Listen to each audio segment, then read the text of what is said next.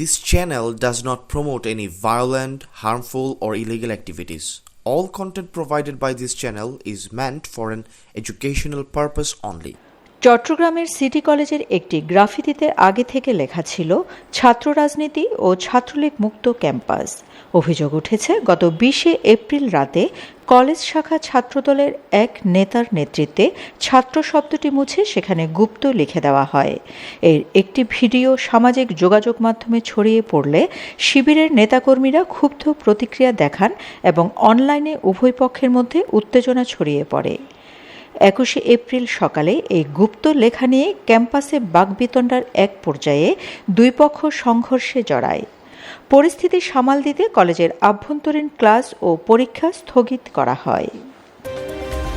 মঙ্গলবার বিকেল 4টার দিকে নিউ মার্কেট এলাকা থেকে শিবিরের একটি বিক্ষোভ মিছিল কলেজের দিকে গেলে আবারও সংঘর্ষ হয়। প্রায় ঘণ্টাব্যাপী এই সংঘর্ষে ice factory road, new market ও কালীবাড়ি এলাকা রণক্ষেত্রে পরিণত হয়।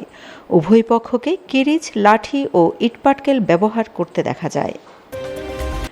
এই ঘটনার ঢেউ আছড়ে পড়েছে জাতীয় সংসদে। সিটি কলেজে একটি ছাত্র সংগঠনের সশস্ত্র সন্ত্রাসীরা আক্রমণ করে একজনের একটি পা কেটে নিয়েছে বলে জাতীয় সংসদে অভিযোগ করেছেন জামায়াতে ইসলামী সংসদ সদস্য শাহজাহান চৌধুরী।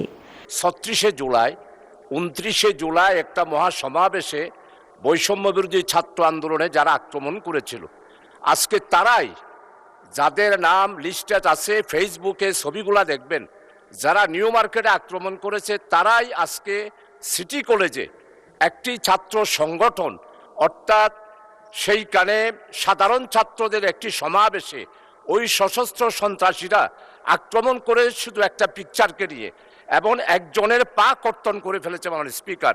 তাই আমাদের মাননীয় স্বরাষ্ট্রমন্ত্রী এখানে আছেন। এই অবস্থায় চট্টগ্রামে এখনও তাদের নামে মামলাও আছে।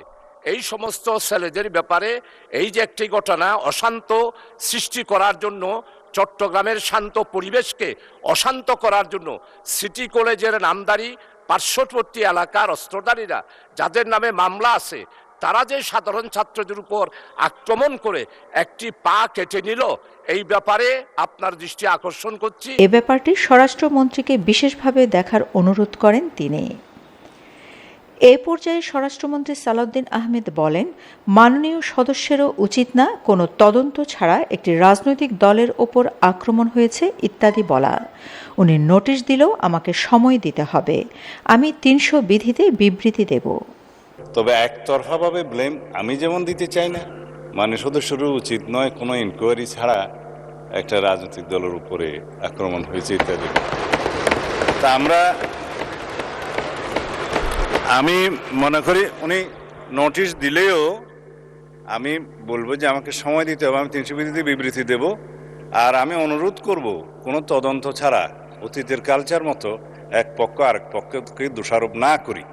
আমরা যদি এরকম কোনো ঘটনা হয় সেটা অবশ্যই থানায় মামলা দায়ের করতে হবে, যথাযথ তদন্ত হবে এবং সুষ্ঠুভাবে সেটা তদন্ত প্রক্রিয়া চলবে। তো ইনকোয়ারির আগেই যদি আমরা পরস্পর দোষারোপ করি, এই কালচার থেকে আমরা বেরিয়ে যাই। এদিকে চট্টগ্রাম সিটি কলেজে ইসলামী ছাত্র শিবিরের হামলার প্রতিবাদে মঙ্গলবার রাত 9:30টায় ঢাকা বিশ্ববিদ্যালয় ক্যাম্পাসে বিক্ষোভ ও সমাবেশ করেছে জাতীয়তাবাদী ছাত্রদল। মিছিলে ছাত্রদল জামাত শিবির গুপ্ত গুপ্ত, জামাত শিবিরের আস্তানা ভেঙে দাও, গুড়িয়ে দাও সহ বিভিন্ন স্লোগান দেন।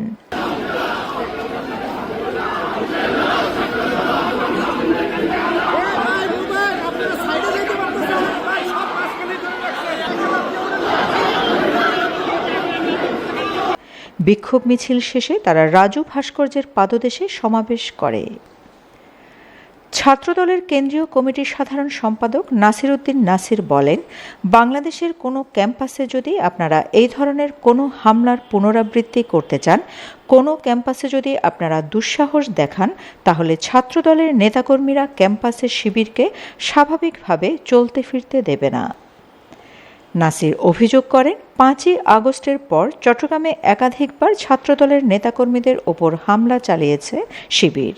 তিনি বলেন, তারা মুনাফেকি ও সন্ত্রাসের রাজনীতি করে, যার প্রমাণ আমরা সাম্প্রতিক ঘটনাগুলোতে দেখেছি। ছাত্রদলের কেন্দ্রীয় সাধারণ সম্পাদক হুঁশিয়ারি দিয়ে বলেন, ভবিষ্যতে কোনো ক্যাম্পাসে এই ধরনের হামলার চেষ্টা করা হলে ছাত্রদলের নেতাকর্মীরা তা প্রতিরোধ করবে। সাধারণ শিক্ষার্থীদের সঙ্গে নিয়ে সন্ত্রাসী রাজনীতির বিরুদ্ধে প্রতিরোধ গড়ে তোলা হবে বলেও জানান তিনি। ছাত্রদলের এই নেতা শিবিরের অতীত রাজনৈতিক ভূমিকা নিয়ে সমালোচনা করেন এবং সাম্প্রতিক কিছু রাজনৈতিক বক্তব্যের প্রসঙ্গ টেনে জামায়াত নেতাদের অবস্থান নিয়েও প্রশ্ন তোলেন। বাংলাদেশ ইসলামী ছাত্র শিবির বিভিন্ন ক্যাম্পাসের নেগেটিভ ন্যারেটিভ তৈরি করে ক্যাম্পাসে বিশৃঙ্খলা করে বলে অভিযোগ করে বাংলাদেশ জাতীয়তাবাদী ছাত্রদলের ঢাবি কমিটির সভাপতি গণেশ চন্দ্র রায় সাহস বলেন, এটা ডক্টর মোহাম্মদ ইউনূস ভাইয়ের সরকার না, এটা বাংলাদেশে ৩১ দফা কর্মসূচি প্রণয়নকারী দেশনায়ক তারেক রহমানের সরকার। ক্যাম্পাসগুলোতে ছাত্রদলের অব্যাহত সন্ত্রাস, সাধারণ শিক্ষার্থীদের ওপর নিপীড়ন এবং চট্টগ্রাম সরকারি সিটি কলেজের শিক্ষার্থী, শিক্ষক ও ছাত্র শিবিরের জনশক্তির ওপর বর্বরোচিত হামলার ঘটনায় মঙ্গলবার সন্ধ্যা 7:30টায় এক জরুরি সংবাদ সম্মেলন করেছে বাংলাদেশ ইসলামী ছাত্র শিবির। সংবাদ সম্মেলনে কেন্দ্রীয় সভাপতি নুরুল ইসলাম বলেন, চট্টগ্রাম সিটি কলেজে ইসলামী ছাত্র শিবিরের স্বাভাবিক ও শান্তিপূর্ণ দাওয়াতি কার্যক্রম দীর্ঘদিন ধরে পরিচালিত হয়ে আসছে।